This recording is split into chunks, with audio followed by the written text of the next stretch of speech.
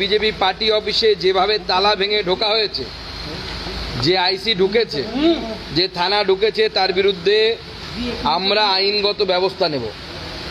এত বড় সাহস কিভাবে হয় যে সর্বভারতীয় এটি রাজনৈতিক দল, সর্বভারতীয় সর্ববৃহৎ রাজনৈতিক দল, তার পার্টি অফিসে ঢোকে উইদাউট এনি ওয়ারেন্ট, কোনো ওয়ারেন্ট ছাড়া ঢুকেছে, এবং একে কোর্টে নিয়ে গিয়ে কান ধরিয়ে ওখানে উঠবোস করাবে এই অফিসারকে।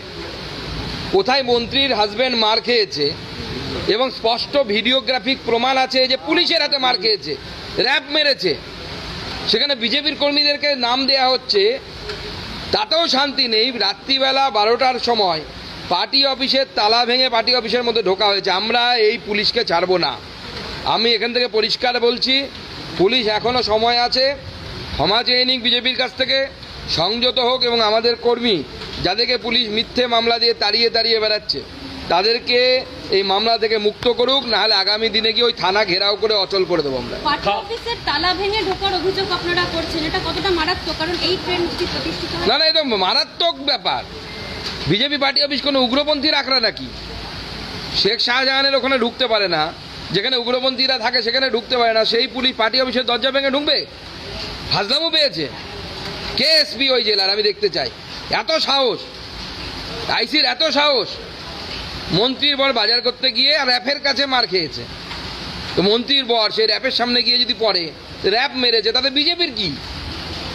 তোমরা মারামারি করবে, তোমরা মার খাবে, আর বিজেপির ঘাড়ে দোষ চাপাবে। বিজেপি মেরেছে এরকম কি কোনো তথ্য প্রমাণ তৃণমূল কংগ্রেস আপনাদের কাছে তুলে দিতে পেরেছে? আমরা তো দেখতে পাচ্ছি, আমাদের কাছে ভিডিও আছে যে যেখানে র্যাপ মারছে মন্ত্রীর বরকে। বাংলার পুলিশের কি দুরকম আচরণ দেখতে পান? কারণ একই পুলিশ, অনুব্রত মণ্ডলের ক্ষেত্রে সেই পুলিশ যখন অভিযোগ করছেন তার ফোন নিয়ে নেওয়া হচ্ছে, অন্য সময় একদম দু রকমের, মানে মেরুদণ্ড বিক্রি করে দেয়া। আমি জানি না যে আইসি বা যে অফিসার যার নির্দেশে বিজেপির পার্টি অফিসের তালা ভেঙে ঢুকেছে পুলিশ, তিনি মাসে মাসে তৃণমূল কংগ্রেসের কাছ থেকে কতখানি করে চাকর বৃত্তি পান।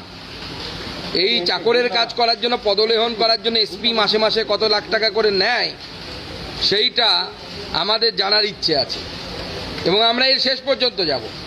আমরা যতদূর আইনি ব্যবস্থা নিতে যা যা করা হয়, অলরেডি আমরা এই বিষয়ে লোয়ার কোর্ট এবং হায়ার কোর্ট, লোয়ার কোর্টে আমি বলেছি নর্মালি এফআইআর নেবে না, আমাদের স্থানীয় নেতৃত্ব, আমাদের জেলা সভাপতি, ওখানকার বিধায়ক, তাদের সবাইকে নির্দেশ দেওয়া হয়েছে থানায় গিয়ে এফআইআর করতে, না নিলে কোর্টে গিয়ে এফআইআর করতে।